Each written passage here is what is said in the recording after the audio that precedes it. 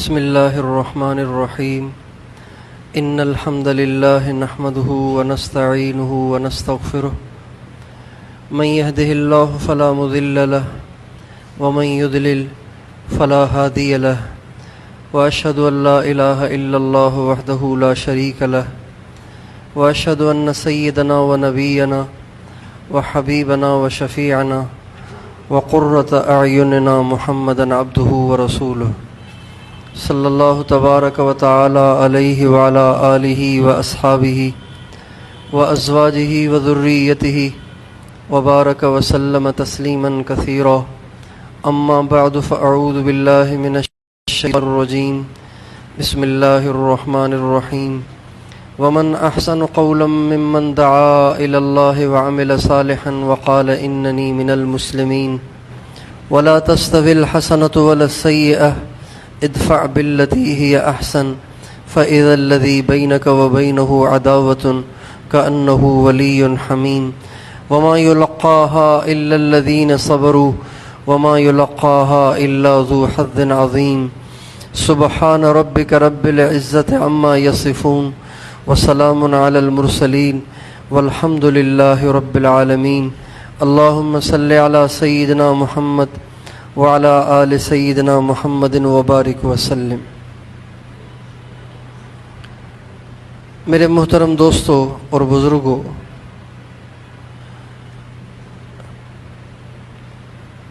انسان کی فطرت میں یہ چیز شامل کر لی گئی ہے کہ وہ اوروں سے آگے بڑھنا چاہتا ہے۔ اس کو کبھی بھی اپنی کیفیت پر اطمینان نہیں ہوتا، بلکہ وہ چاہتا ہے کہ اور آگے بڑھوں، اوروں کو پیچھے چھوڑ جاؤں، سب سے آگے نکل جاؤں۔ یہ جذبہ ایسا فطری ہے کہ بالغ ہونے سے پہلے بھی یہ جذبہ انسان کے اندر پایا جاتا ہے، بلکہ 3 سال کے 2 بچے آپ کے سامنے کھڑے ہوں، آپ اپنی باہوں کو پھیلائیں اور ان دونوں کو بلائیں تو وہ دونوں بچے ایک دوسرے سے آگے بڑھ کر آپ کی طرف دوڑیں گے۔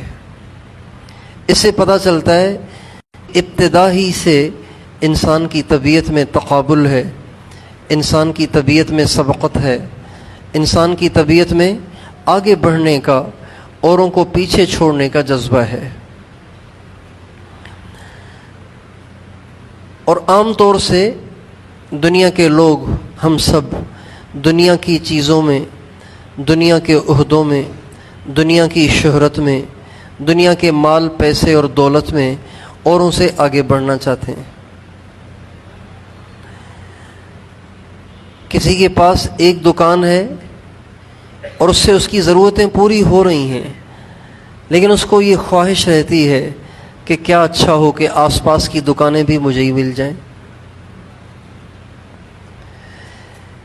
جو جس گریڈ میں چل رہا ہے اس کو اس کی خواہش رہتی ہے کیا اچھا ہو کہ پروموشن ہو جائے،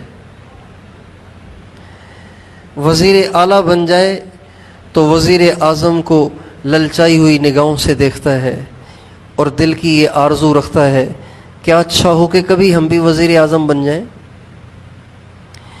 اور عجیب بات یہ ہے کہ وزیر اعظم بن کر بھی انسان کا پیٹ بھرتا نہیں ہے، اس سے بھی آگے کوئی اور کرسی ہوتی تو انسان اس کی تمنا کرتا۔ نبی کریم صلی اللہ علیہ وسلم کا ارشاد ہے لو ان لابن آدم وادیا من ذهب لاحب ان یکن له وادیان، اگر آدم کے بیٹے کو سونے کی پوری وادی دے دی جائے، ہزاروں ٹن اس میں سونا آ جائے گا، ہزاروں ٹن، لاکھوں ٹن کہا جائے تو بھی شاید بات غلط نہ ہو، ایک وادی میں ہزاروں لاکھوں ٹن سونا آ جائے گا، اگر اتنا بھی کسی کو لأحب ان یکون له وادیان، رسول اللہ کی گواہی ہے کہ انسان کا پیٹ نہیں بھرے گا، وہ کہے گا کاش کہ ایک وادی اور سونے کی مل جاتی۔ پھر آپ نے فرمایا وَلَن يَمْلَأَ فَاهُ إِلَّا التُّرَابُ، اس کا پیٹ کبھی بھی نہیں بھرے گا، جب قبر میں جائے گا پھر اس کی تمنا ختم ہوگی، پھر اس کا پیٹ بھرے گا، اس سے پہلے بس اور آئے اور آئے، یہی اس کے دل کی صدا رہے گی۔ تو انسان دنیا کے ساز و سامان میں اوروں سے آگے بڑھنے کی کوشش کرتا ہے، دنیا کے عہدوں میں، دنیا کی عزت میں، دنیا کی شہرت میں۔ آج کل سوشل میڈیا کا زمانہ ہے، ہر ایک دیکھتا ہے کہ میرے فالوور کتنے ہیں، فالوور کتنے ہیں، یعنی مجھے چاہنے والے کتنے ہیں۔ کوئی اپنی تصویر شیئر کرتا ہے، اپنی سیلفی خود بناتا ہے، اسے شیئر کرتا ہے، پھر دیکھتا ہے کتنے لائکس ہیں، اس پہ لائکس کتنے ہیں،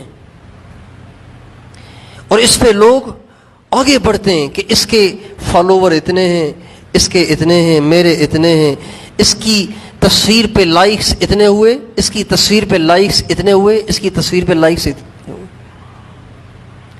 دنیا میں اس وقت لاکھوں کی تعداد میں نہیں، کروڑوں کی تعداد میں نوجوان لڑکے اور نوجوان لڑکیاں اس مصیبت میں مبتلا ہیں، اس کو مصیبت ہی کہیں گے، اس مصیبت میں مبتلا ہیں کہ ہمارے فالوور کیسے بڑھ جائیں۔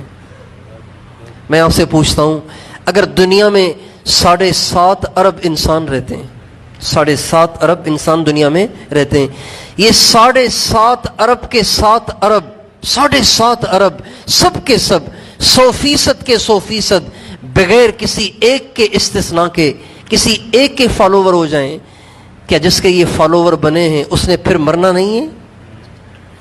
کیا یہ سارے فالوور اس کے فالوور رہیں گے؟ جب موت آئے گی، جنازہ اٹھے گا اور کفن پہنایا جائے گا اور قبر میں اتارا جائے گا، مٹی کے کھڈے کے حوالے کر دیا جائے گا، 2-4 دن کے بعد قبر میں انسان کا پیٹ پھٹ جاتا ہے، اس میں کیڑے پڑ جاتے ہیں، پیپ پڑ جاتی ہے، اپنے بھی فاتحہ پڑھنے نہیں آتے، فالوور کیا آئیں گے؟ اپنی اولادیں بھی قبر پہ فاتحہ پڑھنے کے لیے نہیں آتی، فالوور کہاں آئیں گے؟ میرے دوستو، یہ دھوکہ ہے، یہ 4 دن کی چاندنی ہے، اس کے سوا کچھ نہیں ہے۔ خواجہ مجذوب رحمت اللہ علیہ نے بڑی اچھی بات کی ہے، ملے خاک میں اہل شاں کیسے کیسے۔ تم جا کے قبرستان میں دیکھو تو صحیح کہ کتنے شان والے لوگ قبروں کے حوالے ہو گئے، مٹی کے حوالے ہو گئے، آج ان کے کتبوں پہ ان کے نام و نشان بھی مٹ گئے، کتبے لگے ہوئے ہیں، اور قبر میں جو دفن ہے، ہزاروں اس کے چاہنے والے تھے، لاکھوں اس کے چاہنے والے تھے، اس کے اشارے پہ چلنے والے تھے، اس کے نام پہ مر مٹنے والے تھے۔ آج اس کا حشر یہ ہو گیا ہے کہ قبر میں اس کے تو جسم کا پتہ نہیں کیا حشر ہوا، اس کے کتبے پہ بھی اس کا نام باقی نہیں رہا۔ آندھیوں نے، ہواؤں نے، دھوپ کی شدت نے ان کے کتبوں سے نام کو بھی مٹا دیا۔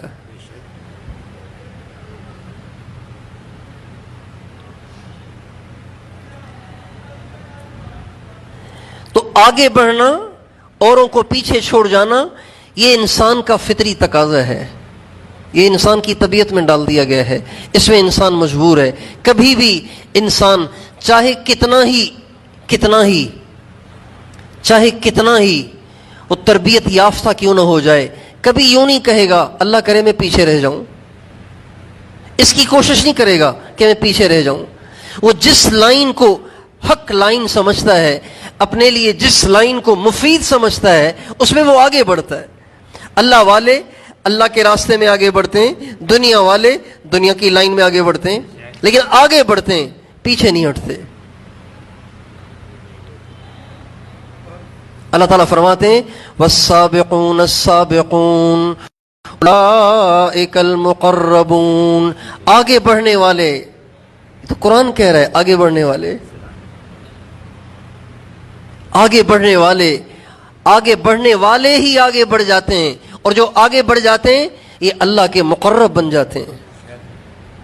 والسابقون الاولون من المہاجرین والانصار والذین اتبعوهم باحسان رضی اللہ عنہم ورضوا عنہ، وہ آگے بڑھنے والے ابتدائی درجے کے مہاجرین اور انصار، اور وہ لوگ بھی جو ان کے غلام بنے، ان کے تابع دار بنے، ان کے نقش قدم پر چلنے والے بنے، اللہ کہہ رہے ہیں ان سب سے میں راضی ہوں، آگے بڑھنے والوں سے۔ ہر ایک کی یہ خواہش ہے کہ اوروں کو پیچھے چھوڑ جاؤں، خود آگے نکل جاؤں۔ جو دنیا دار ہیں وہ دنیا میں آگے بڑھنا چاہتے ہیں، جو دیندار ہیں وہ دین میں آگے بڑھنا چاہتے ہیں۔ لیکن عمومی طور پر یہ ماحول بن گیا ہے کہ دنیا میں آگے بڑھنا ہے، مال میں آگے بڑھنا ہے، پیسے میں آگے بڑھنا ہے، شہرت میں آگے بڑھنا ہے، نام و نمود میں آگے بڑھنا ہے، حسن و جمال میں آگے بڑھنا ہے، اور اچھا کیسے لگوں۔ نوجوان نسل کو ایک روگ ایک مرض نوجوان نسل کو یہ بھی لگا ہوا ہے کہ ہم اچھے کیسے لگیں، اوروں کو اچھے کیسے لگیں، اور اچھے لگیں، اور اچھے لگیں، اور خوبصورت لگیں۔ اس لیے روزانہ نئے نئے اسٹائل سے، روزانہ نئی نئی پوشاک پہن کر، روزانہ نئے نئے بالوں کے اسٹائل بنا کر سیلفیاں بناتے ہیں۔ روز نئے اسٹائل کے ساتھ، روز نئے ایکشن کے ساتھ، روز نئے لباس میں، روز نئے انداز میں سیلفیاں بناتے ہیں تاکہ ہم اور اچھے کیسے لگیں، اور اچھے کیسے لگیں۔ اپنے پروفائل پہ اپنی تصویریں رکھتے ہیں اور اپنی اچھی سے اچھی تصویر رکھتے ہیں، انسانوں کی نظروں میں اچھا بننے کی کوشش کرتے ہیں۔ میرے دوستو، ساری دنیا نے اچھا کہہ بھی دیا تو اس کا کیا ہوگا؟ اس کا تو کوئی انجام نہیں ہے۔ ہمارے نبی کا ارشاد ہے، عجیب بات ہے، سنیے غور سے۔ ہمارے نبی کا ارشاد ہے، جو اوروں کو دکھانے کے لیے لباس پہنے گا، اللہ قیامت کے دن ساری دنیا کے انسانوں کے سامنے اسے ذلت کا لباس پہنائیں گے۔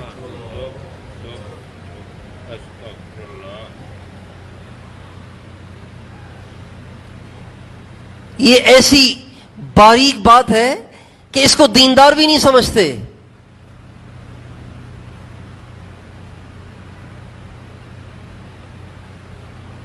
جو اوروں کو دکھانے کے لیے کہ کیسا لگ رہا ہوں، اپنے دوستوں سے پوچھیں گے، اچھا یہ کیسا لگ رہا ہے، آج جو کپڑے پہنے کیسے لگ رہے ہیں۔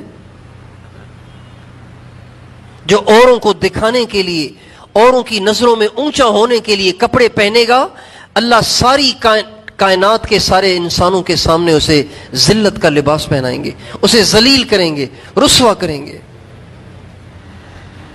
اس لیے میرے دوستو، دنیا میں آگے بڑھنا بیکار ہے، عہدے میں آگے بڑھنا بیکار ہے، مال دولت میں آگے بڑھنا بیکار ہے، دنیا کے نام و نمود میں اوروں سے آگے بڑھنا، اوروں کو پیچھے چھوڑنا، یہ سب بیکار ہے، فضول ہے، بچوں کا کھیل ہے اور تماشا ہے، کچھ نہیں ہے۔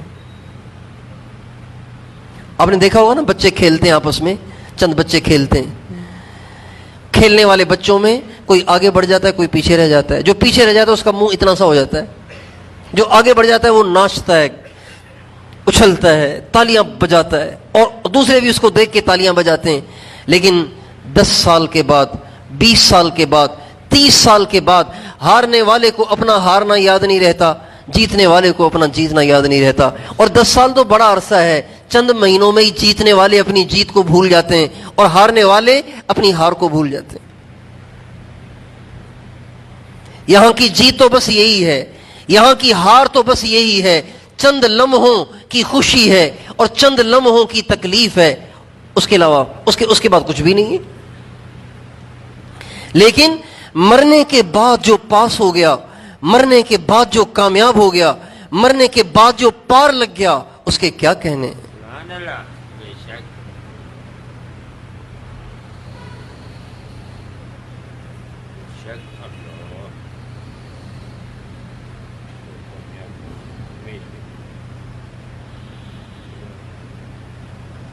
اللہ تعالیٰ فرماتے ہیں، فَأَمَّا مَنْ أُوتِيَ كِتَابَهُ بِيَمِينِهِ فَيَقُولُ هَاؤُمُ اقْرَءُوا كِتَابِيَهْ إِنِّي ظَنَنْتُ أَنِّي مُلَاقٍ حِسَابِيَهْ فَهُوَ فِي عِيشَةٍ رَاضِيَةٍ فِي جَنَّةٍ عَالِيَةٍ۔ اللہ فرماتے ہیں کل قیامت کے دن جس کے دائیں ہاتھ میں اعمال نامہ مل گیا نا، تو وہ چھلانگیں مارے گا اور کہے گا، لوگو آؤ آؤ دیکھو اللہ نے میرے ساتھ کتنی آسانی کی ہے۔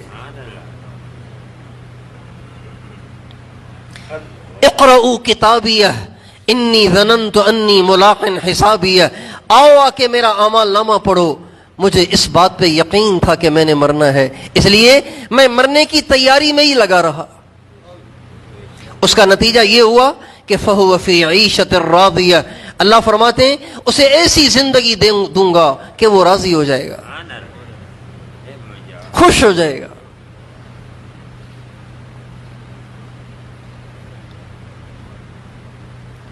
اور حدیث شریف میں آتا ہے جس کے قیامت کے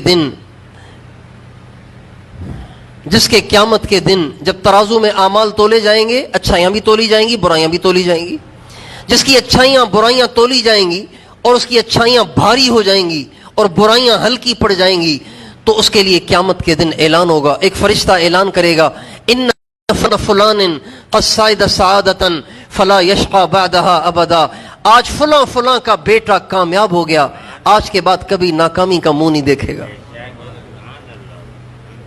بھئی یہاں تو جو جیت گیا اس کی جیت وہ خود ہی بھول جائے گا، ہار گیا تو ہار کو خود ہی چند دنوں کے بعد بھول جائے گا، لیکن وہاں ایسے نہیں ہوگا، وہاں جو جیتا وہ ایسا جیتا کہ کبھی ہار نہیں دیکھے گا، اور جو ہارا وہ ایسا ہارے گا کہ کروڑوں برس ہارتا رہے گا۔ اس لیے میرے دوستو، مقابلہ تو کرنا ہے، آگے تو بڑھنا ہے، کوشش تو کرنی ہے، محنت تو کرنی ہے، قدم تو بڑھانا ہے، اوروں کو پیچھے تو چھوڑنا ہے، لیکن دنیا میں نہیں، دین میں، آخرت میں، جنت میں۔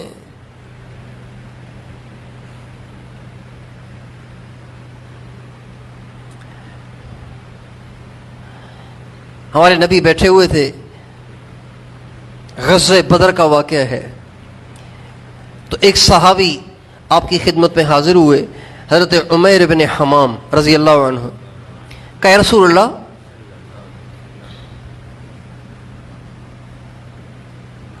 آپ علیہ السلام نے فرمایا قوموا الی جنت ارضها السماوات والارض، بڑھو اس جنت کی طرف جس کی چوڑائی زمین آسمان کے برابر ہے۔ یہ بیٹھے ہوئے تھے اور اس وقت ان کی جھولی میں کھجوریں تھیں اور وہ کھجوریں جھولی سے نکال تھے۔ جب آپ علیہ السلام نے جنت کا ناپ بتایا نا کہ جنت کتنی چوڑی ہے، تو وہ ایک دم آنکھیں کھل گئیں ان کی اور حیرت میں پڑ گئے کہ بخن بخن، واہ واہ یا رسول اللہ، آپ نے تو کمال کر دیا، ایسی جنت سنائی آپ نے کہ جس کی چوڑائی ہی زمین آسمان کے برابر ہے، تو لمبائی کتنی ہوگی؟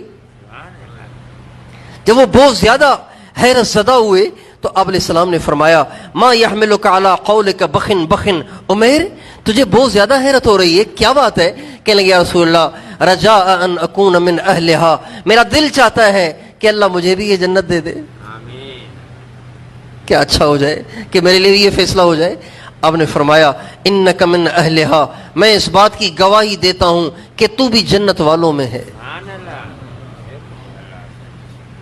جو ہی آپ علیہ السلام نے جنتی ہونے کی گواہی دی تو چند سیکنڈ سوچنے لگ گئے، کہنے لگے دنیا میں رہنا ہے جنت کمانے کے لیے، جب جنتی ہی ہوں میں تو گندی دنیا میں رہ کے کرنا کیا ہے؟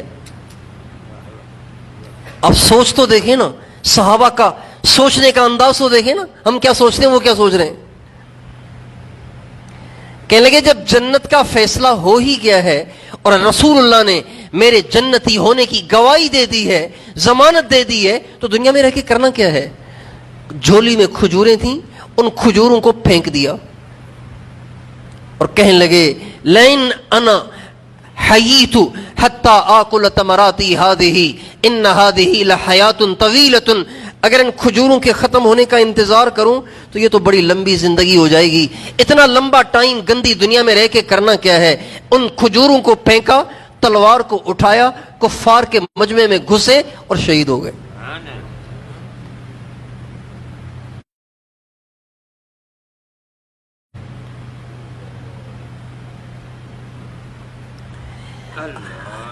آگے تو ہر کوئی بڑھتا ہے، لیکن جو فانی دنیا کے لیے اوروں سے آگے بڑھنے پہ کوشش کرے گا، محنت کرے گا، جان کھپائے گا، زندگی لگائے گا، میرے دوستو اس کے لیے خسارے کے سوا کچھ نہیں ہے۔ گھاٹے کے سوا کچھ نہیں ہے، پچھتاوے کے سوا کچھ نہیں ہے، رونے کے علاوہ کچھ نہیں ہے، خون کے آنسو مرنے کے بعد بہانے کے سوا کچھ نہیں ہے۔ جو لوگ آپ کو یہاں مالدار نظر آ رہے ہیں نا، یہ اکثر بیچارے غریب ہوں گے قیامت کے دن۔ رب کاسیۃ عاریۃ یوم القیامہ، آپ نے فرمایا بہت سے دنیا میں کپڑا پہنے ہوئے بڑی شان سے کپڑے پہنتے ہیں، بڑی عزت کی پوشاک پہنتے ہیں، لیکن قیامت کے دن اللہ ان سب کو ننگا کر دے گا۔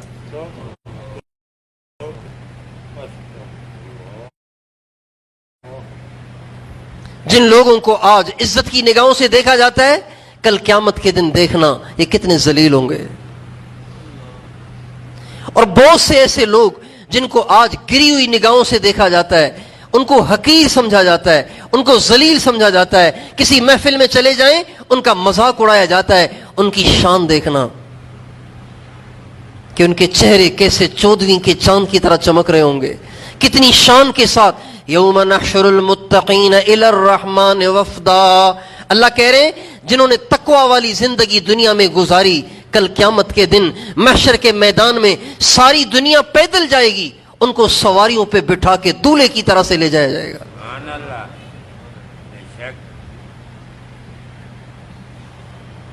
یوم نحشر المتقین الی الرحمن وفدا، متقیوں کو سواریوں پہ بٹھا کے، جیسے ہمارے سندھ میں سرکس ہوتی ہے نا دولہے کی، اس طرح سے لے جایا جائے گا۔ وَنَسُوقُ الْمُجْرِمِينَ إِلَى جَهَنَّمَ وِرْدًا، اور نافرمانوں کو گھسیٹ کے لے جایا جائے گا، پیاس کی شدت سے مر رہے ہوں گے۔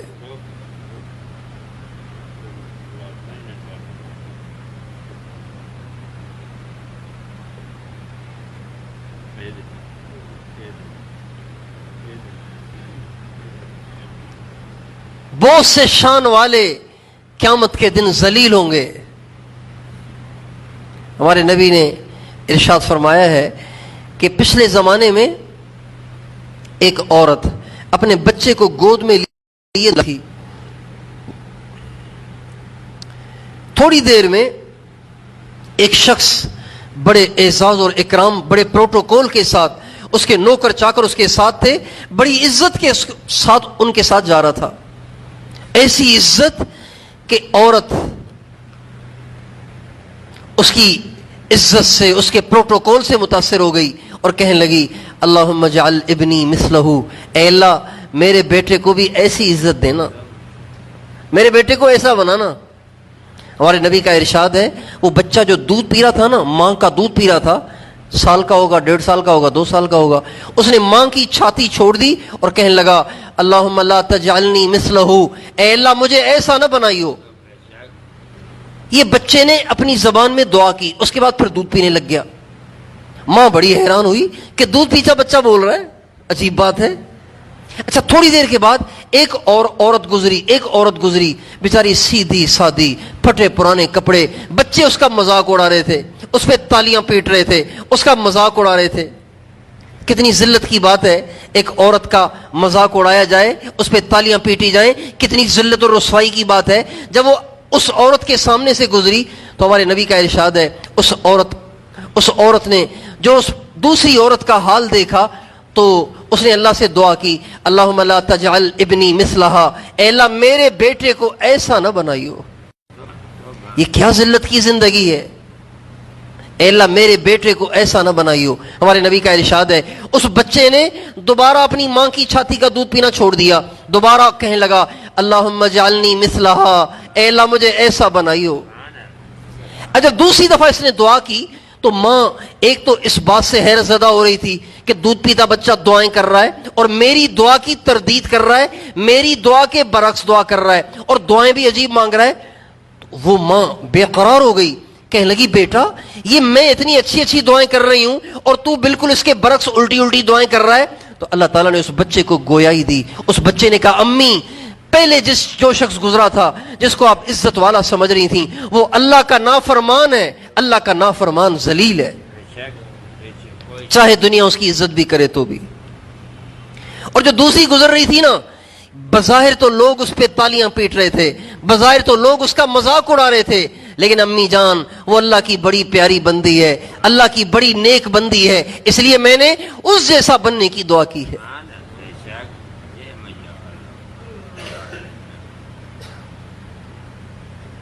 میرے دوستو، دنیا کا ساز و سامان اس لائق نہیں ہے کہ اس کے لیے دوڑ لگائی جائے۔ پیسے کے پیچھے بھاگ رہے ہیں۔ کیا فرق ہوا ان میں اور جانوروں میں جو چھیچڑوں کے پیچھے بھاگتے پھرتے ہیں، ہڈیوں کے پیچھے بھاگتے پھرتے ہیں، گھاس کے تنکوں کے پیچھے بھاگتے پھرتے ہیں؟ ان میں اور ان میں کیا فرق ہوا؟ یہ نوٹوں کے پیچھے بھاگ رہے ہیں، یہ ہڈیوں کے پیچھے بھاگ رہے ہیں، یہ نوٹوں کے پیچھے بھاگ رہے ہیں، یہ چھیچڑوں کے پیچھے بھاگ رہے ہیں، چیچڑوں کے پیچھے بھاگ رہے ہیں۔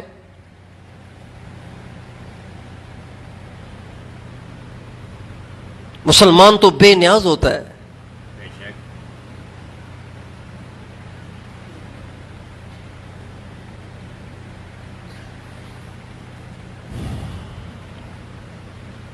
دوڑ کس چیز کی لگانی ہے؟ آخرت کی دوڑ لگانی ہے۔ آخرت میں ایک نمبر بننے کی کوشش کرنی ہے۔ آخرت میں ایک نمبر بننا، جنت کے درجات میں ایک نمبر بننا، اس کی کوشش کرنی ہے۔ اب جنت کے درجات میں ایک نمبر کون بنے گا؟ آخرت میں ایک نمبر کون بنے گا؟ اللہ نے قرآن میں بتایا ہے۔ اللہ تعالیٰ فرماتے ہیں وَمَنْ أَحْسَنُ قَوْلًا مِّمَّنْ دَعَا إِلَى اللَّهِ وَعَمِلَ صَالِحًا وَقَالَ إِنَّنِي مِنَ الْمُسْلِمِينَ۔ اللہ اس آیت میں ایک نمبر مسلمان بتا رہے ہیں کہ سارے مسلمانوں میں ایک نمبر مسلمان کون ہے، سب سے اونچے درجے کا مسلمان کون ہے۔ اللہ تعالیٰ اس آیت میں فرماتے ہیں ساری دنیا کے مسلمانوں میں سب سے اونچے درجے کا مسلمان وہ ہے کہ جس میں تین باتیں ہوں۔ کتنی باتیں ہوں؟ تین باتیں ہوں۔ یہ تین باتیں اگر جمع کر لے، واہ واہ، اس کے کیا کہنے، یہ تو سب سے اونچا آدمی ہے، اس کا درجہ سب سے اونچا، اس کی جنت سب سے بڑھیا، جس کے اندر تین باتیں ہوں۔ ایک، دعا الی اللہ، اللہ کی طرف اوروں کو بلاتا ہو۔ اوروں کو کس کی طرف بلاتا ہو؟ اللہ کی طرف بلاتا ہو۔ لوگوں کو کہتا ہو کہ لوگوں اللہ کی طرف آؤ، اللہ کی طرف دوڑو، اللہ کے بن جاؤ، اللہ سے ڈرو، اللہ سے جی لگاؤ، اللہ سے امیدیں وابستہ کرو، اللہ پہ بھروسہ کرو، اللہ سے مانگو۔ یہ اللہ کی طرف بلانا ہے۔ اللہ سب سے بڑا ہے، اللہ سے بڑا کوئی نہیں ہے۔ اللہ کے ہاتھ میں سب کچھ ہے، اللہ کے علاوہ کسی کے ہاتھ میں کچھ نہیں ہے۔ یہ ہے دعا الی اللہ۔ دنیا کا سب سے اونچا آدمی وہ ہے جس میں تین باتیں ہوں۔ یہ ہے۔ اچھا، بات ساتھی ہمارے یہ سمجھتے ہیں اگر دعا الی اللہ کسی میں آ جائے گا تو وہ سب سے اونچا ہو جائے گا۔ نہیں، یہ غلط فہمی ہے۔ صرف دعا الی اللہ سے اونچا نہیں بنے گا، آگے دو باتیں اور بھی اللہ نے بتائی ہیں۔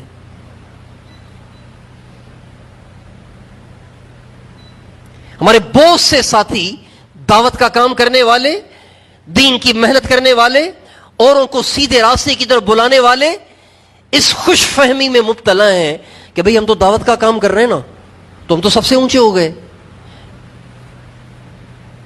لہذا اب غیبت بھی ٹھیک ہے، تبصرے بھی ٹھیک ہے، تنقید بھی ٹھیک ہے، تحقیر بھی ٹھیک ہے، اوروں کو گرانا بھی ٹھیک ہے، اوروں کو کاٹنا بھی ٹھیک ہے، اوروں کو ذلیل کرنا بھی ٹھیک ہے، اوروں کی دل آزاری بھی ٹھیک ہے، تکبیر اولیٰ ملے نہ ملے کوئی بات نہیں، گشت تو کر رہے نا۔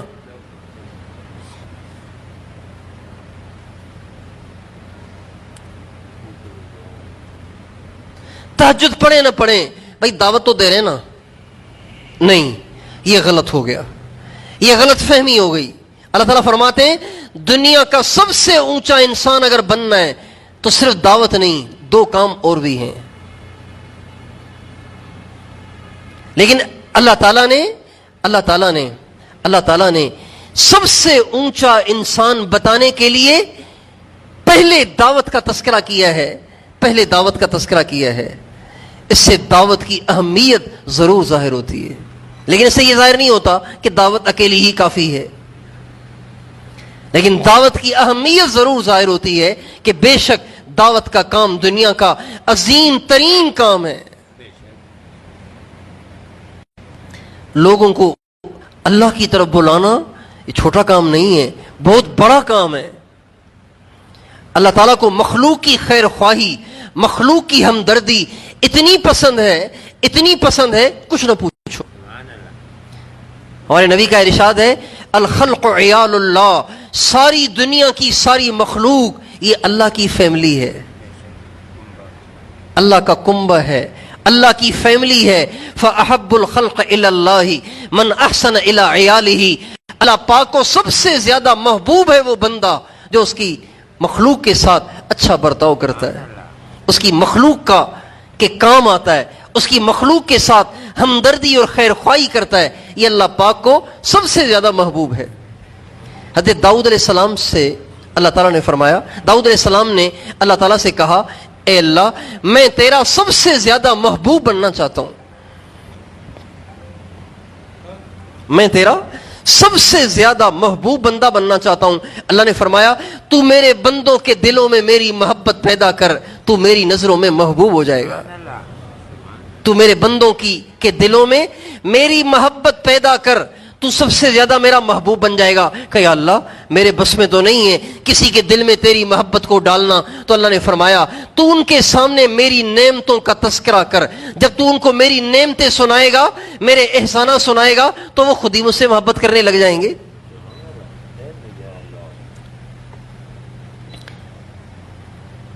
ہمارے نبی کا ارشاد ہے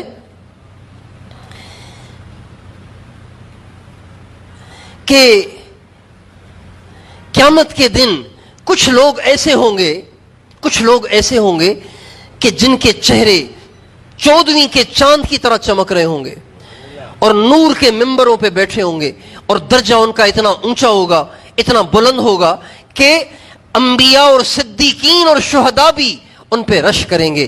یغبطہم النبیون والشہداء، قیامت کے دن انبیاء بھی ان پہ رش کریں گے، انبیاء بھی ان پہ رش کریں گے، شہداء بھی ان پہ رش کریں گے. صحابہ نے کہا صفہم لنا یا رسول اللہ بتائیے تو صحیح وہ ہیں کون؟ آپ نے فرمایا الذین یحببون اللہ الی عبادہ ویحببون عباد اللہ الی اللہ ویمشون علی الارض وہم نصحاء. آپ نے فرمایا ان میں تین باتیں ہوں گی. ان تین باتوں کی وجہ سے نور کے ممبروں پہ ہوں گے، چہرے چمک رہے ہوں گے، انبیاء اور شہداء بھی ان پہ رش کریں گے. وہ تین باتیں کیا ہیں؟ ایک تو یہ کہ وہ بندوں کے دلوں میں اللہ کی محبت کو بٹھائیں گے، اتنا اللہ اللہ کریں گے ان کے سامنے کہ بندوں کے دلوں میں اللہ پاک کی محبت آ جائے گی. تو اللہ کا محبوب بنائیں گے بندوں کے دلوں میں اللہ کی محبت ڈالیں گے، اللہ کے دل میں بندوں کی محبت ڈالیں گے، اور زمین پہ چلیں گے انسانیت کی خیر خواہی دل میں لے کر چلیں گے. یہ تین صفات ان میں ہوں گی. صحابہ نے کہا رسول اللہ بندوں کے دلوں میں اللہ کی محبت ڈالیں گے، یہ تو سمجھ میں آ رہا ہے، اللہ کے دل میں بندوں کی محبت کیسے ڈالیں گے؟ آپ نے فرمایا جب وہ ان کو نیکی کا حکم کریں گے، برائی سے منع کریں گے، پھر وہ لوگ برائی سے بچیں گے اور نیکی کریں گے تو وہ اللہ کے محبوب بن جائیں گے، تو اللہ کے دل میں بھی ان کی محبت آ جائے گی. تو دنیا میں سب سے زیادہ ایک نمبر بننا ہے تو پہلا کام اللہ کی طرف بلانا. جو لوگ اللہ کو نہیں جانتے ان کو اللہ سے آشنا کرنا، ان کو اللہ کا تعارف کرانا. اور جو بھی دنیا میں اللہ کی کوئی نافرمانی کر رہا ہے وہ اللہ کو نہیں جانتا، اللہ کو نہیں جانتا. وہ جو اللہ کو جانے گا وہ کبھی اللہ کی نافرمانی نہیں کرے گا. اللہ پاک کو جاننے والا کبھی اللہ کی نافرمانی نہیں کرے گا، کبھی اللہ کو ناراض نہیں کرے گا. جو اللہ کو جانتا ہوگا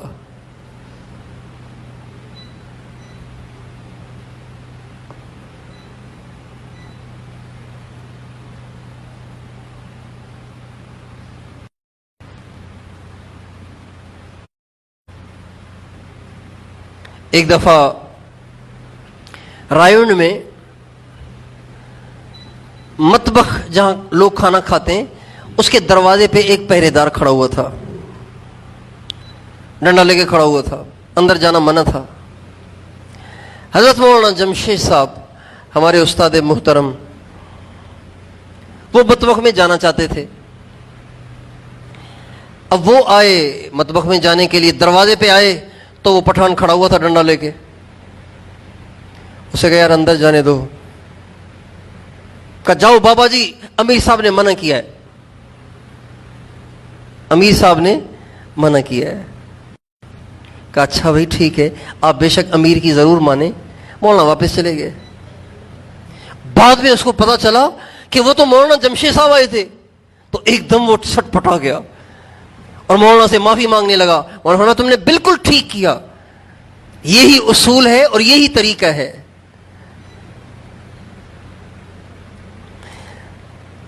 تو جب وہ نہیں جانتا تھا تو اس نے سیدھی سیدھی سنا دی کہ نہیں نہیں امیر صاحب نے منع کیا ہے، بابا جی آپ بعد میں آنا، ابھی منع ہے۔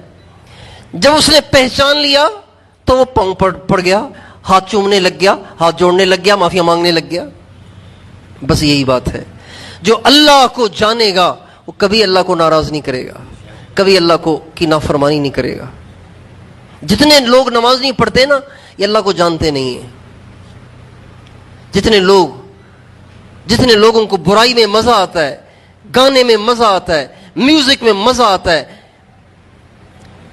عورتوں کو تکنے میں مزہ آتا ہے، یہ اصل میں اللہ کو نہیں جانتے۔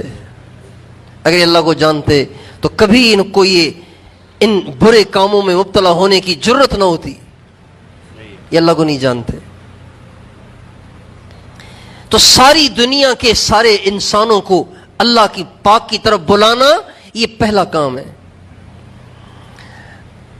وَمَنْ أَحْسَنُ قَوْلًا مِّمَّنْ دَعَا إِلَى اللَّهِ، سب سے اچھا وہ جو اللہ پاک کی طرف بلاتا ہو اور کیا کرتا ہو، وَعَمِلَ صَالِحًا، اچھے کام کرتا ہو، برے کام نہ کرتا ہو۔ اچھے اعمال تو کرے، برے اعمال بالکل نہ کرے۔ اچھے اعمال کرتا ہو، برے اعمال نہ کرتا ہو، کوئی گناہ نہ کرتا ہو، نمازوں کا پابند ہو، تکبیر اولیٰ کا پابند ہو، راتوں کو اٹھنے کا پابند ہو، زندگی ساری سنت سے مزین ہو، یہ سارے اعمال صالحہ ہیں۔ کوئی کام سنت سے ہٹ کے نہ ہو۔ جو کام سنت سے ہٹ کے ہے وہ عمل صالح تو نہ ہوا۔ صالح تو کہتے ہیں نیک عمل کو، تو سنت سے ہٹ کے جو کام ہو وہ نیک تو نہیں ہوگا، وہ تو برا ہو جائے گا۔ ساری زندگی سنت سے مزین ہو، گناہوں سے پاک ہو، نہ کبیرہ گناہ کرتا ہو نہ صغیرہ گناہ کرتا ہو، سارے اعمال کی پابندی کرتا ہو، سارے فرائض کو ادا کرتا ہو، سارے واجبات کو ادا کرتا ہو، ساری سنتوں پہ عمل کرتا ہو، یہ عمل صالحن ہو گیا۔ تیسری بات، وقال اننی من المسلمین، اور یہ بھی کہتا پھرتا ہو لوگوں میں کوئی الگ آدمی نہیں ہوں، میری کوئی الگ حیثیت نہیں ہے، میں بھی تمہیں میں سے ایک، تمہیں جیسا ہوں۔ تکبر نہ ہو، اپنے آپ کو بڑا نہ سمجھتا ہو، بلکہ اپنے آپ کو ایک عام سا آدمی سمجھتا ہو، گرا پڑا آدمی سمجھتا ہو۔ ہمارے نبی تشریف فرماتے، ایک شخص آیا آپ علیہ السلام سے ملنے کے لیے۔ جب آپ علیہ السلام کے چہرے انور پہ اس کی نظر پڑی تو نبوت کی ہیبت ایسی اس پہ طاری ہوئی کہ وہ کانپنے لگ گیا۔ آپ علیہ السلام نے فرمایا، ہون علیک نفسک فما انا بملک جبار، ارے بھائی ڈرتے کیوں ہو، پریشان کیوں ہوتے ہو، ذرا ٹھنڈے ہو جاؤ، اس لیے کہ میں کوئی ظالم بادشاہ نہیں ہوں، انما انا ابن امرأۃ من قریش، میں تو ایک غریب قریشی عورت کا لڑکا ہوں۔ اللہ اکبر، میں تو ایک قریش کی ایک غریب عورت، غریب میں کہہ رہا ہوں، آپ علیہ السلام کے الفاظ یہ ہیں کہ انما انا ابن امرأۃ من قریش تأکل القدید، میں تو قریش کی ایک ایسی عورت کا لڑکا ہوں جس کے پاس تازہ گوشت نہیں ہوتا تھا، وہ سوکھا گوشت کھاتی تھی، سوکھا گوشت کھاتی تھی، یعنی حضرت آمنہ۔ کوئی الگ تھلگ نہیں ہوں، کوئی اونچا آدمی نہیں ہوں، کوئی الگ مخلوق نہیں ہوں، میں بھی تمہیں میں سے ایک ہوں۔ اور یہ تواضع ایسی صفت ہے، ایسی صفت ہے ہندو میں بھی آ جائے تو اچھا لگتا ہے. تواضع صفت ہے, عاجزی اور انکساری ایسی صفت ہے, ہندو میں بھی آ جائے تو اچھا لگتا ہے. اور اگر یہ پرہیزگار, تہجد گزار, عالم, فاضل کے اندر نہ ہو تو وہ بھی معیوب ہو جاتا ہے, وہ بھی اچھا نہیں لگتا. متکبر عالم بھی ہو تو اچھا نہیں لگتا. متکبر کوئی بڑا تہجد گزار بھی ہو, بڑی پگڑی اور بڑے جبے والا بھی ہو, لیکن متکبر ہو اچھا نہیں لگتا. تواضع ہو تو اچھا لگتا ہے. ہمارے ایک بہت بڑے بزرگ گزرے, سید الطائفہ حضرت حاجی امداد اللہ صاحب مہاجر مکی رحمت اللہ علیہ. وہ فرمایا کرتے تھے ساری دنیا میں جہاں کہیں توڑ ہے, آپس میں لڑائیاں ہیں, یہ تواضع کے نہ ہونے کی وجہ سے ہیں. ہمیشہ آپس میں انبن, ہمیشہ آپس کی لڑائیاں, ہمیشہ آپس کی ناچاکیاں, یہ تواضع کے نہ ہونے کی وجہ سے ہوتی ہیں. مثال سے بات سمجھ میں آتی ہے. بھئی سڑکوں پہ حادثے ہوتے ہیں, سڑکوں پہ حادثے ہوتے ہیں. حادثے کیوں ہوتے ہیں کہ ایک ہی سمت سے, ادھر سے بھی ایک ہی سمت میں ادھر سے بھی گاڑی آ رہی ہے, ادھر سے بھی گاڑی آ رہی ہے. اب نہ یہ ادھر ہوا نہ وہ ادھر ہوا تو ٹکراؤ ہو گیا.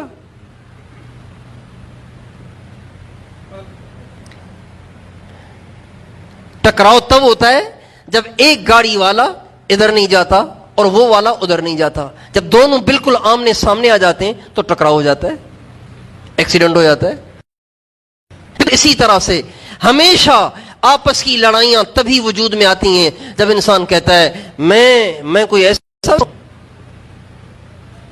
اس لیے تواضع بنیادی صفت ہے. ایک عجیب نقطہ,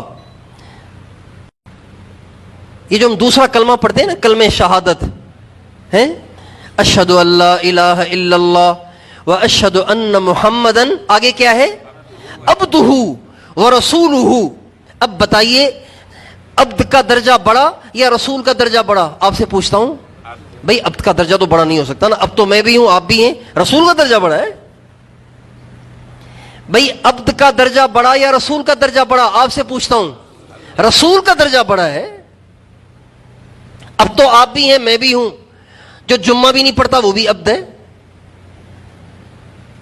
جو عید بھی نہیں پڑھتا وہ بھی عبد ہے. رسول تو نہیں ہے وہ, رسول تو رسول ہے. تو رسول کا درجہ بڑا ہے, عبد کا درجہ چھوٹا ہے. لیکن اللہ تعالیٰ نے پہلے عبدہ فرمایا, بعد میں رسولہ فرمایا, اس بات کی طرف اشارہ کرنے کے لیے کہ رسالت کا کام اسی سے لیا جائے گا جو پہلے بندہ بنے. انسانوں کی ہدایت اس سے لیا جائے گا جو پہلے بندہ تو بنے نا, پہلے اس میں تواضع تو پیدا ہو, پہلے اس میں عاجزی انکساری تو پیدا ہو. متکبر سے کبھی ہدایت کا کام نہیں لیا جائے گا. اس بات کی طرف اشارہ ہے. نبی کریم صلی اللہ علیہ وسلم جب معراج کی رات آسمانوں پر گئے, اللہ تعالیٰ سے ملاقات ہوئی, اللہ تعالیٰ کے دربار خاص میں پیش ہوئے, اللہ تعالیٰ سے ہم کلام ہوئے, تو وہاں پہ اللہ تعالیٰ نے ہمارے نبی سے فرمایا, میرے نبی میں چاہتا ہوں کہ آج تجھے کسی اچھے نام کے ساتھ پکاروں, اچھے نام کے ساتھ پکاروں. بڑے جب کسی چھوٹے کو اچھے نام سے پکارے نا, وہ بڑا اچھا لگتا ہے, بڑی اس میں عزت افزائی اور حوصلہ افزائی ہوتی ہے.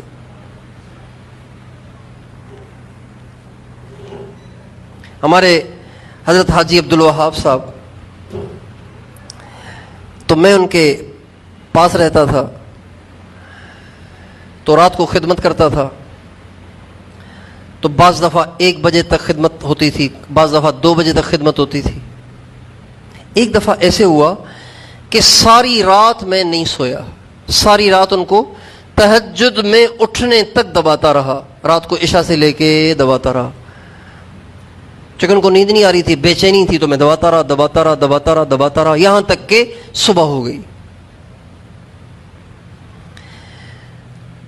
بہرحال فجر کی نماز ہوئی. فجر کی نماز کے بعد جب میں دوبارہ کمرے میں آیا تو حاج صاحب ہمارے ایک استاد محترم سے، ہمارے استاد محترم وہاں کھڑے ہوئے تھے، ان سے فرمانے لگے بھائی یہ دیکھو میرا فقیر آیا ہے، دیکھو آیا ہے۔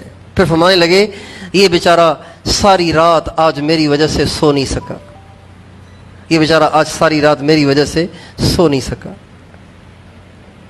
اس کے بعد کتنے عرصے تک حاج صاحب جب بھی میں کمرے میں داخل ہوتا فرماتے ہاں بھئی آ گیا ہمارا فقیر۔ کبھی منہ اس طرف ہوتا تو ساتھ والے سے پوچھتے کون آیا ہے، تو کہتے جی آپ کا فقیر آیا ہے۔ اب فقیر کوئی اچھا لفظ ہے، میں آپ سے کہتا ہوں فقیر کہیں گے یعنی بھکاری، لیکن بڑے نے فقیر کہہ دیا تو بڑی عزت افزائی ہو گئی۔ تو میں اس وقت سے اپنی کتاب پہ لکھنے لگ گیا فقیر عبداللہ، اس لیے کہ بڑے کا دیا ہوا ہے، حالانکہ ہے ہلکا پھلکا، اتنا اچھا نہیں ہے، لیکن چونکہ بڑے کا دیا ہوا ہے تو بڑے کے دیا ہوا ہونے کی وجہ سے یہ لفظ گھٹیا ہونے کے باوجود بھی بڑا ہو گیا۔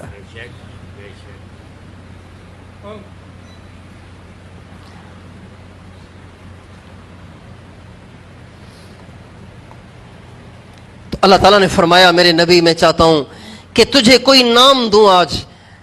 تو عجیب بات، ہمارے نبی نے عرض کیا یا اللہ آپ اگر مجھے لقب دینا چاہتے ہیں، میری عزت افزائی کرنا چاہتے ہیں تو بس آپ مجھے اپنا بندہ کہہ کے پکاریں، مجھے اس میں زیادہ خوشی ہوگی۔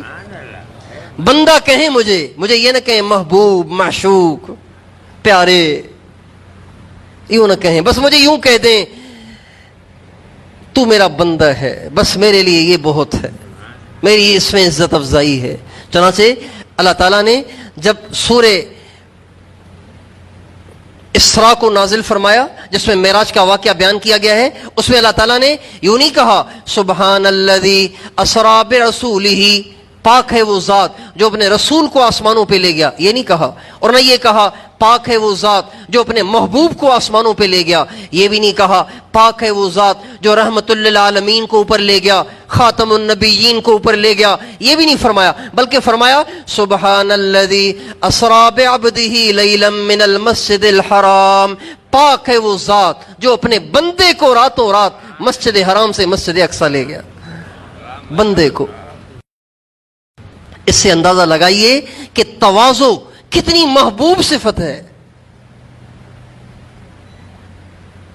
یعنی اخلاق اچھے ہوں، بدتمیز نہ ہو، بد زبان نہ ہو، بد اخلاق نہ ہو۔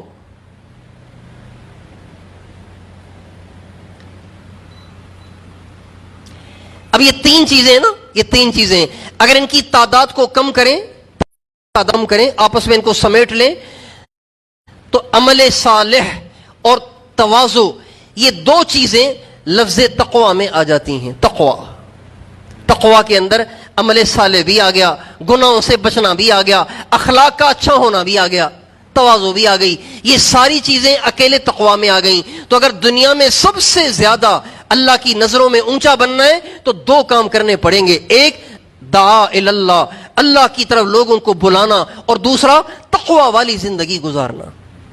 یہ دو چیزیں، جو متقی بھی ہے اور دائی بھی ہے، دنیا میں اس سے بڑا کوئی نہیں ہے۔ اللہ کہہ رہے ہیں وَمَنْ أَحْسَنُ قَوْلًا مِّمَّنْ دَعَا إِلَى اللَّهِ، اچھا عجیب انداز ہے یہ۔ اللہ یہ نہیں کہہ رہے کہ یہ سب سے بڑا ہے، اللہ کہہ رہے ہیں اس کو بڑا کہنے کی ضرورت ہی نہیں، تم بتاؤ اس سے بڑا کوئی ہو سکتا ہے کیا؟ جیسے میں آپ سے کہوں بھئی اللہ سے بڑا کوئی ہو سکتا ہے، اس کا کیا مطلب؟ اللہ پاک کو بڑا کہنے کی ضرورت ہی نہیں، وہ تو ویسے ہی بڑا ہے۔ اس لیے میں آپ سے پوچھتا ہوں بھئی اللہ سے بڑا کوئی ہے؟ تو اللہ کہہ رہے ہیں اس سے اچھا کوئی ہے جو دعوت بھی دیتا ہے، اعمال صالحہ بھی کرتا ہے، تواضع کا بھی پیکر ہے، بد اخلاقی سے وہ پاک ہے، اس سے اچھا کوئی ہو سکتا ہے؟ تو بھائیو دنیا کی دوڑ نہ لگائیں، دوڑ لگائیں جنت کی لگائیں، آخرت کی لگائیں، اوروں سے آخرت کے لحاظ سے، دین کے لحاظ سے، جنت کے لحاظ سے آگے بڑھنے کی کوشش کریں، ایک نمبر پہ آنے کی کوشش کریں، اور ایک نمبر آنے کی خواہش ہے تو تینوں باتوں کو جمع کرنا پڑے گا، دعوت بھی ہو، عمل صالح بھی ہو، اور تواضع بھی ہو۔ تو بھائی کوشش کریں گے انشاءاللہ۔ ان تینوں صفات کو جمع کریں گے انشاءاللہ؟ کون کون ان تینوں صفات کو جمع کرے گا؟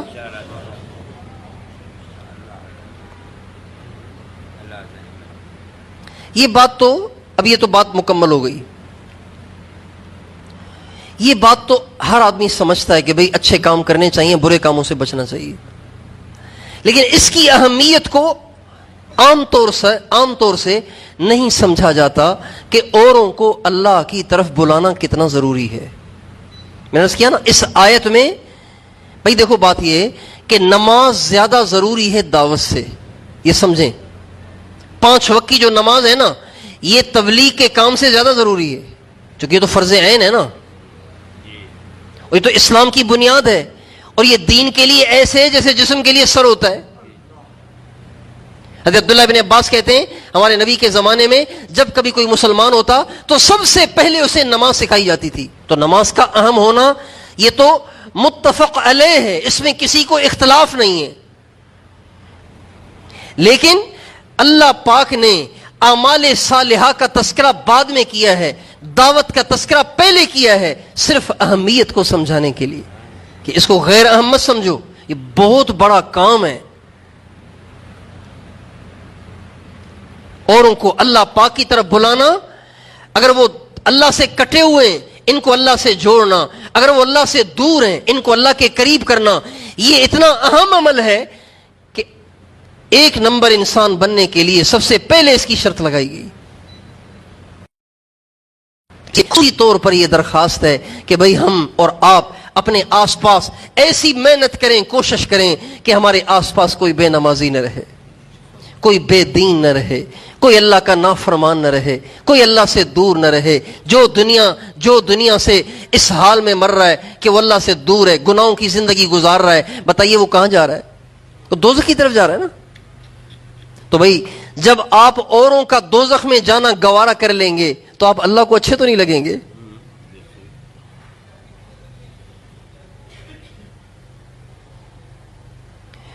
یہ مسجد کے دروازے کے سامنے ایک نالی بنی ہوئی ہے، اب تو اس پہ ڈھکن لگا دیا ہے، پہلے اس پہ ڈھکن نہیں تھا. میرا چھوٹا بچہ اس پہ گر گیا، بالکل ڈوب گیا اندر،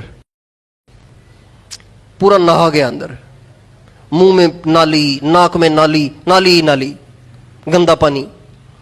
تو یہ پاس ایک دکاندار ہے الیکٹریشین والا، اس بیچارے نے بھاگ کے اس بچے کو نکالا، اور اگر وہ ہمت نہ کرتا تو پتہ نہیں کیا ہوتا.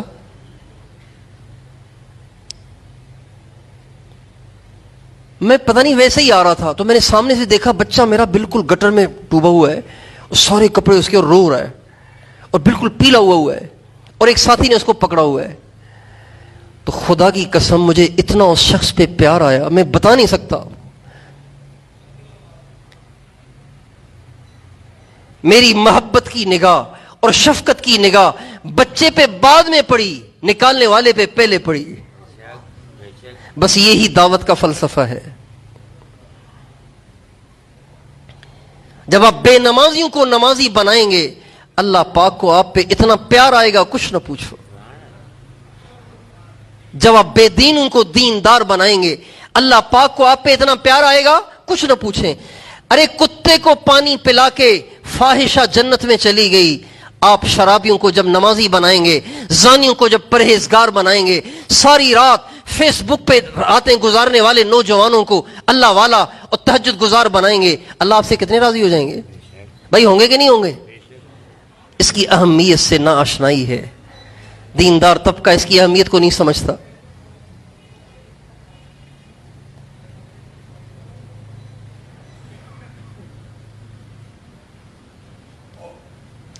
اوروں کو تو کیا جنت میں لے جاتے، اپنا گھر ہی دوزخ کے راستے پہ کھڑا ہوا ہے، دوزخ کے دہانے پہ کھڑا ہوا ہے، ان کو سمجھانے کی ہمیں توفیق نہیں ہوتی. اس لیے متقی بنے اور دائی بنے، یہ اس پوری آیت کا نچوڑ ہے کہ 2 باتیں اپنے اندر پیدا کریں، 2 صفات سے متصف ہوں، متقی بنے اور دائی بنے. متقی بنے اور دائی بنے. صرف دائی بننا بھی کافی نہیں ہے، صرف متقی بننا بھی کافی نہیں ہے، متقی بھی بنے، دائی بھی بنے. جب یہ 2 صفات آپ کے اندر جمع ہو گئیں اب آپ احسن قولہ ہیں. دنیا میں سب سے زیادہ اچھے ہیں، اللہ کے نزدیک پسندیدہ ہیں، تو بھئی کیا خیال ہے آپ سارے دائی بنیں گے نا؟ یار بلانا شروع کرو نا اللہ کی طرف. یہ جتنے آپ بیٹھے ہوئے ہیں اتنے سارے لوگ ہیں، اگر یہ عزم کر لیں تو شہروں کے شہر پلٹ سکتے ہیں، علاقوں کے علاقے پلٹ سکتے ہیں. لیکن پتہ نہیں کیا ایسی بے حسی چھائی ہوئی ہے کہ جو نماز پڑھ رہا ہے اس کو اس کی ٹینشن ہی نہیں ہے کہ میرے پڑوس کے سارے بے نمازی ہیں، میری اپنی بچیاں بے پرد ہیں، اس کی ٹینشن ہی نہیں ہے. خود اپنے بچوں کو پینٹیں پہنا کر، ٹائیاں باندھ کے، کفار کا لباس پہنا کر اپنے بچوں کو اسکول بھیجتے ہیں مسلمان. ایسی بے حسی آئی ہوئی ہے. میرے دوستو، یوں کرنے سے بچوں کا ان پڑھ رہنا زیادہ ٹھیک ہے. بچوں کے ان پڑھ رہنے میں اتنا نقصان نہیں ہے جتنا آپ بچوں کو کفار کا لباس پہنا کر کفار کی تہذیب والے اسکولوں میں پڑھاتے ہیں. جتنا اس میں نقصان ہے نا ان پڑھ چھوڑنے میں، دینے میں، اتنا نقصان نہیں ہے. ان پڑھ رہے گا بھوکا نہیں مرے گا، جو اس کے مقدر کا ہے. پڑھا لو تب بھی وہی ملے گا، نہ پڑھاؤ تب بھی وہی ملے گا. ہمارے ساتھ ایک ساتھی تھے، حیدرآباد کے بہت بڑے ٹھیکیدار ہیں وہ، اور بالکل انگوٹھا چھاپ ہیں. جب ہمارے ساتھ تھے وہ تو ان کی عمر اس وقت تھی 65 سال. اس وقت ان کی عمر تھی 65 سال، اور قرآن پڑھنا ان کو نہیں آتا تھا. میں نے ان کو 7 مہینے دماغ کھپا کھپا کے الف بے تے پڑھایا، لیکن الف بے تے والی تختی پورے 7 مہینے دماغ کھپا کے نہیں پڑھ پائے. ایسے موٹے ذہن کے. الف بے تے پڑھنا نہیں آیا. کبھی بے پہ انگلی رکھ کے اس کو جیم کہہ دیں، کبھی تا پہ انگلی رکھ کے اس کو سا کہہ دیں. آخر تک یہی حال رہا. میں ناکام رہا 7 مہینے ان پہ دماغ کھپا کھپا کر ایک تختی پڑھانے میں ناکام رہا. میں انگوٹھا چھاپ، اپنا نام بھی نہیں لکھ سکتے، الف بے تے نہیں پڑھ سکتے، اپنا نام کیسے لکھیں گے؟ تو میں نے کہا بھائی صاحب آپ اتنے کروڑوں کے پروجیکٹ چلاتے ہیں تو یہ کیسے کرتے ہیں؟ آپ کو تو الف بے تے بھی پڑھنا نہیں آتی. دماغ کھپا کھپا کے میرا دماغ خشک ہو گیا. آپ کو ابھی بے کی پہچان نہیں ہوئی. کہنے لگے بس مولوی صاحب، پٹھان تھے، مولوی صاحب یہ تو مقدر کی بات ہے، قسمت کی بات ہے. اور اللہ پاک نے مال ان کو اتنا دیا ہے کہ ابھی مجھے معلوم ہوا کہ انہوں نے بچوں میں زیادہ تقسیم کیے. ایک ایک بچے کو کروڑوں ملے ہیں، کروڑوں روپے. ایک ایک بچے کو کروڑوں روپے ملے ہیں.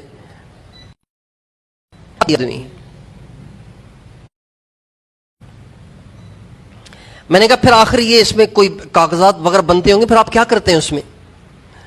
تو کب میں دستخط کرتا ہوں. میں نے کہا کیسے؟ تو 2 لکیریں یوں بنا کے دکھائیں کہ یوں میں دستخط کرتا ہوں. اور کہا اللہ کا شکر ہے جب دفتروں میں جاتا ہوں تو لوگوں کے تو ہزاروں روپے رشوت دیے بغیر کام نہیں بنتے. میں جب جاتا ہوں ایسے روب سے جاتا ہوں جیسے کوئی بہت پڑھا لکھا ہوں.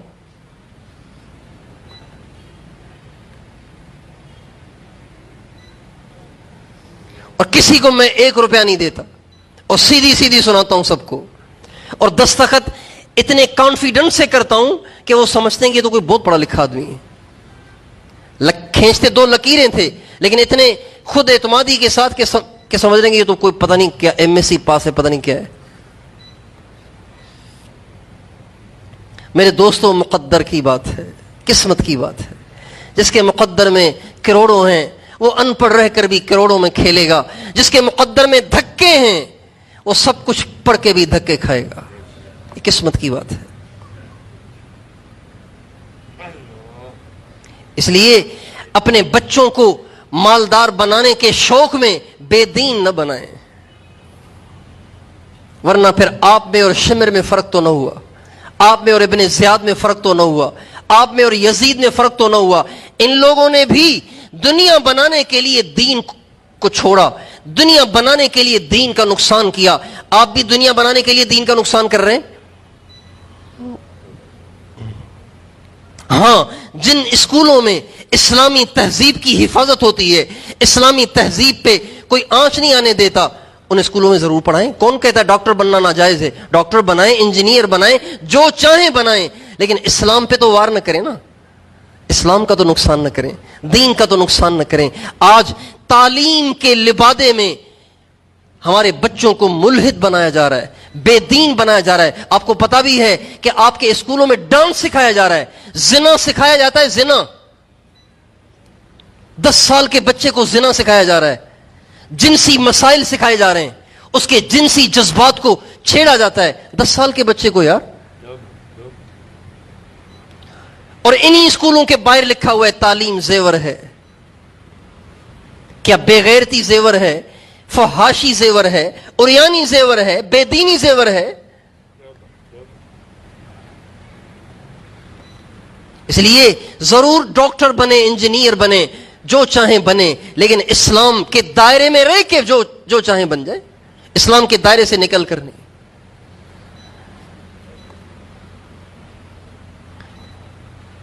تو بھائیو، ہم دائی بنے، متقی بنے، ان 2 صفات کو بس پلے باندھ لیں. جہاں بیٹھیں اللہ کی بات کریں، جہاں بیٹھیں اللہ کی طرف بلائیں، جس سے ملیں اللہ کے ساتھ جوڑنے کی کوشش کریں اس سے، اور خود اپنی ذات سے اعمال کی پابندی کریں، نمازوں کی پابندی کریں، اور گناہوں سے اپنے آپ کو بچائیں، اور طبیعت میں تواضع پیدا کریں. لیکن ایک بات یہ ضرور ہے کہ تواضع اہل اللہ کی صحبت کے بغیر نہیں آتی.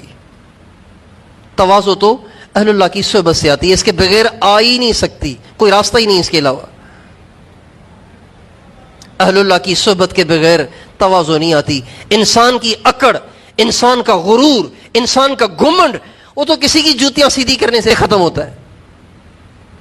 حضرت تھانوی رحمۃ اللہ علیہ فرماتے ہیں کہ میں قسم کھا کے کہتا ہوں کہ کتابوں سے دین نہیں آتا. یہ بات میری ہوتی تو پھر ساری مجھے جوتے مارتے، لیکن حضرت تھانوی کی بات ہے. میں قسم کھا کے کہتا ہوں کہ کتابوں سے دین نہیں آتا. کتابوں سے ضابطے کا دین، معلومات کا دین آ جائے گا، لیکن دین تو آئے گا کسی اللہ والے کی جوتیاں سیدھی کرنے سے، بلکہ کسی اللہ والے کی جوتیاں کھانے سے. یہ ساری بات ان کی ہے، اس میں میرا ایک لفظ بھی نہیں ہے. میں نے لفظ ب لفظ آپ کے سامنے نقل کیا ہے. اس کے بغیر دین نہیں آئے گا. اللہ تعالیٰ ہم سب کو توفیق عطا فرمائے.